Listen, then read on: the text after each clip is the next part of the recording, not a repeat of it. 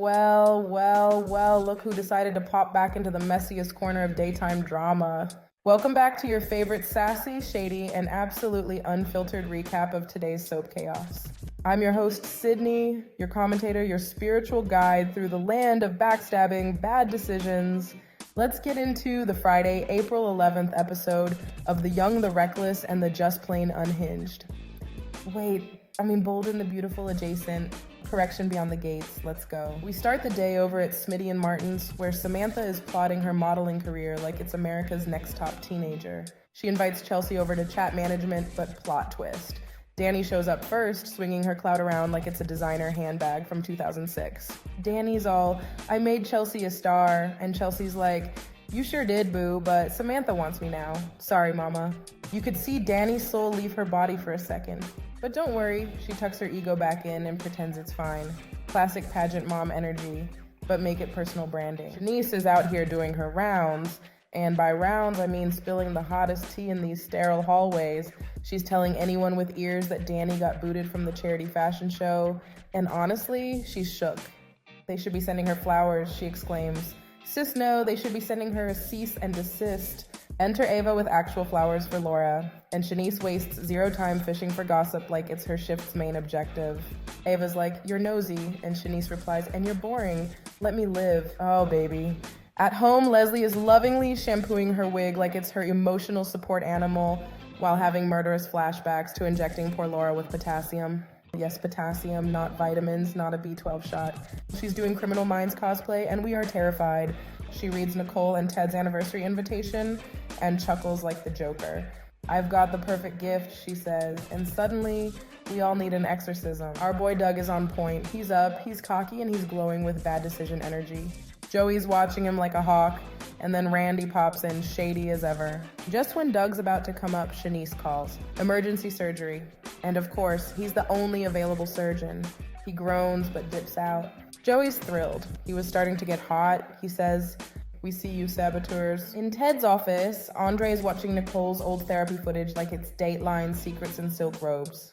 Nicole is on camera talking about her miscarriages, her lonely nights, and how Ted was MIA during a blizzard while baby Martin was burning up with fever. Then, ring ring.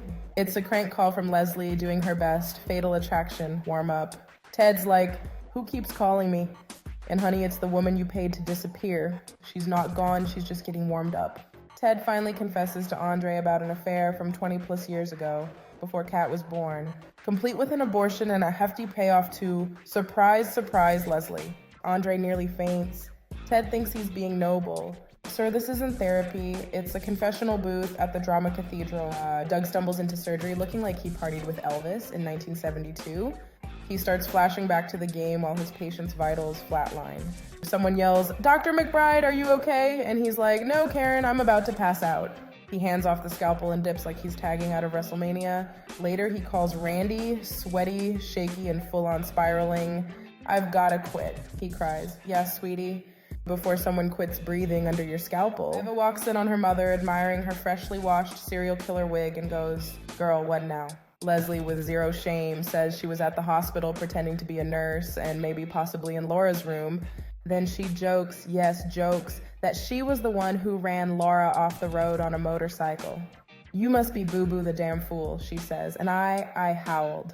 Eva's like, you're a psychopath. And Leslie doesn't deny it. In fact, she basically embraces it like a hobby.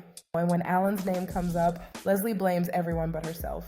Because of course she does. She's the CEO of Self-Delusion Inc. At Uptown, Vanessa pulls a classic move. She ghosts Diego and conveniently runs into Joey, who starts trauma dumping about his broken marriage and shady days. Vanessa says she's been with Doug since high school. Girl, blink twice if you need help. And Joey's like, that's sweet. Unless he's a dog. And we're all like, wait, well, spoiler alert. Meanwhile, Doug is in surgery hallucinating chips. So yes, sweetie, he's a full puppy mill of red flags. Ted, thinking he can smooth things over, calls Nicole for a little tea and massage moment. Cute, right? But then ring, ring, one last call. He ignores it. Bad move. Because Leslie, on the other end, is now channeling her inner Glenn Close. She slams down a photo of him and Nicole screaming, I will not be ignored. Ma'am, you are ignored, and it's terrifying. Let's summarize this soap souffle of scandal, shall we? Leslie is 2 steps from a straitjacket and 4 from a Netflix true crime special. Doug is 1 chip away from losing his license and his marriage. Ted, baby, your pass is officially RSVP'd. And Danny, you're on manager probation. Samantha wants Chelsea now, and no amount of low-fat yogurt and headshots is gonna fix it. This show is a 10-car pileup, and I can't look away.